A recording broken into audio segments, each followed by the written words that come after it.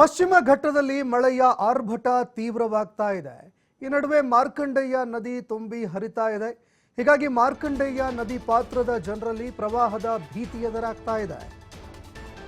ಮಾರ್ಕಂಡೇಯ ನದಿಗೆ ಅಡ್ಡಲಾಗಿ ಇರುವಂತಹ ಶಿರೂರು ಡ್ಯಾಮ್ ಭರ್ತಿಯಾಗಿರುವ ಹಿನ್ನೆಲೆಯಲ್ಲಿ ಜಮೀನು ಗ್ರಾಮಗಳು ಜಲಾವೃತ ಆಗುವಂತಹ ಭೀತಿಯಲ್ಲಿ ಗ್ರಾಮಸ್ಥರಿದ್ದಾರೆ. ಯಾಕಂದ್ರೆ ನದಿ ಪಾತ್ರದಲ್ಲಿ ಇರುವಂತಹ ಒಂದು ಡ್ಯಾಮ್ ಭರ್ತಿಯಾಗಿದೆ.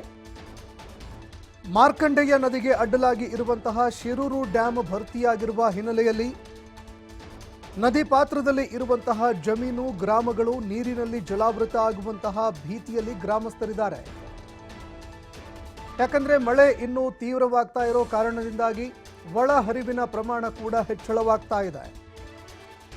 ಬೆಳಗಾವಿ ಜಿಲ್ಲೆಯ ಹುಕ್ಕೇರಿ ತಾಲೂಕಿನಲ್ಲಿ ಇರುವಂತಹ ಶಿರೂರು ಡ್ಯಾಮ್ ಭರ್ತಿಯಾಗಿದೆ. ಇನ್ನು ಶಿರೂರು ಡ್ಯಾಮ್ಗೆ 9,000 ಕ್ಯೂಸೆಕ್ ನೀರು ಹರಿದು ಬರ್ತಾ ಇದೆ. 9,000 ಕ್ಯೂಸೆಕ್ ನೀರು ಒಳಹರಿವಿನ ಪ್ರಮಾಣ ಹೆಚ್ಚಳವಾಗ್ತಾ ಇದೆ.